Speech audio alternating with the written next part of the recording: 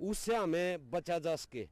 हमको ये खाद बनाने के सभी प्रक्रिया दिखाई और वो प्रक्रिया हमारे सामने बनाकर दिखाई।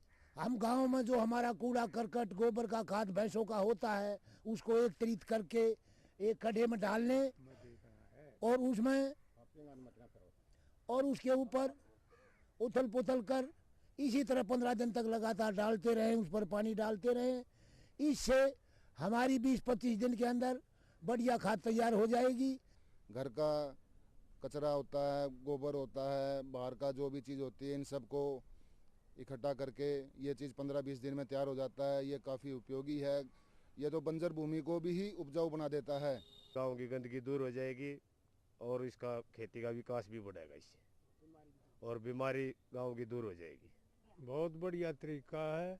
हमने यहाँ आने के देखा है ये बनाना, वो हम भी बनाओगे और ने भी सिखाओगे।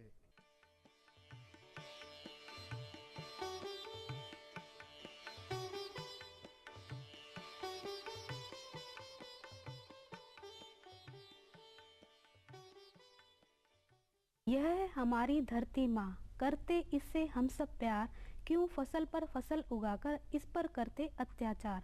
अंधाधुंध रसायन और कीटनाशी डालने से यह हो रही है बीमार। हाँ लता, पिछले कुछ समय से हमारी कृषि योग्य भूमि की उर्वरा शक्ति कम होती जा रही है, जिससे प्रभावित हुआ है हमारा कृषि उत्पादन यानी प्रति व्यक्ति खाद्यान्न। निरंकार हमारे वैज्ञानिकों ने पुरानी और नई नई तकनीकियों को मिलाकर कुछ ऐसे उपाय निकाले हैं जिससे कि खेती का संरक्षण हो सके। इसी विषय पर विचार विमर्श के लिए चौथी विश्व कांग्रेस की बैठक दिल्ली में हुई। इस बैठक में देश विदेश के अनेक वैज्ञानिकों और किसानों ने भाग लिया। खेती संरक्षण के इस विषय को लेकर इस बैठक में क्या कुछ मुद्दे उठे और किन किन मुद्दों को वहां पर सुलझाया गया, आइए जानते हैं।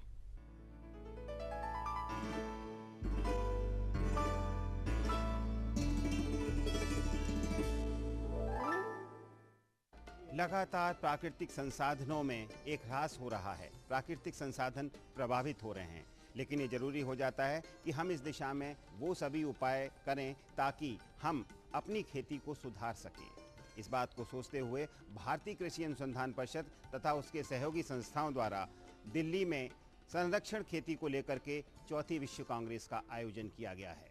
इस आयोजन के अंतर्गत विभिन्न सत्र का आयोजन किया गया, जिसमें देश विदेश से आए वैज्ञानिकों ने भाग लिया और संरक्षण खेती के विषय में अपनी जानकारी दी।